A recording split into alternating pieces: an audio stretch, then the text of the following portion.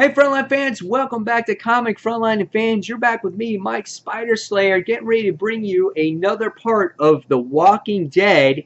Here's Negan. That's right, guys. We are now on chapter 6 of this story, and we found out in the last chapter that Negan's wife actually died of her cancer, and she risen to become a zombie once again. And Negan was actually shocked on the outcome of what happened to his wife. As he leaves the hospital bed, we wind up seeing that there's a whole bunch of zombies taking over the hospital. It's kind of funny how both Rick and Negan kind of experienced both things when it's come to this zombie apocalypse. So to continue our story from where it last left off, we wind up seeing the boy that was calling for help.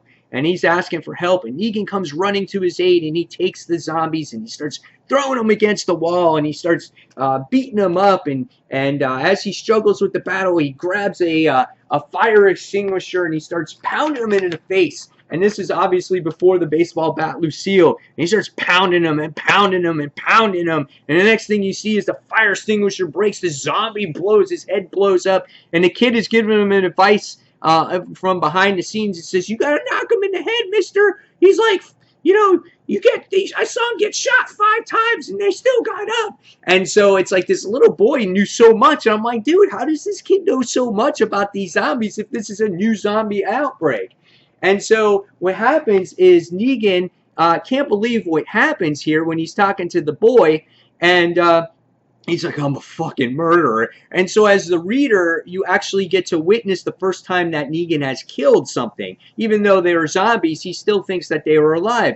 And the little boy's sitting there going, "You're not a murderer." He's like, "These people were already dead. They were lying on the ground and they rose up." And he's like, "Where have you been, mister?" He's like, "This has been all over the news for days." And Negan sits there and he's like, "I've been a little preoccupied." And he's just like, "Oh, I understand." He's like, "Was that your wife in the next room?"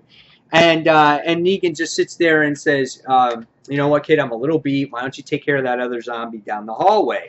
So I thought that was a little nonchalant. This is so new for these characters, and they're kind of like, just take that fire extinguisher and kill the other zombie. But anyway, the kid was trying to, help Negan out, say, "Hey, I'm sorry for the loss of your wife." And Negan just sits there and says, "You know what, kid? We all had a fucking shitty day." He's like, "Now let's get the fuck out of here." So now, from here on out, you get to see Negan actually, his mentality starts to break down a little bit and gives up on society. So yeah, so that was that latest part of Here's Negan. I really enjoyed it. Again, I found it coincidental how Rick and Negan both experienced a hospital situation.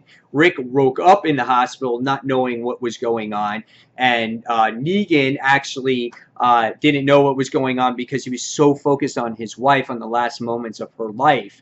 And then he kind of wakes up to this craziness, when he opens up his eyes. So really good issue. There's had a decent amount of dialogue, good story in here. Guys, I'm really glad that I can continue to bring you the Walking Dead Here's Negan stories. Hopefully you enjoyed it. Thank you again for all the great comments that you guys put down below.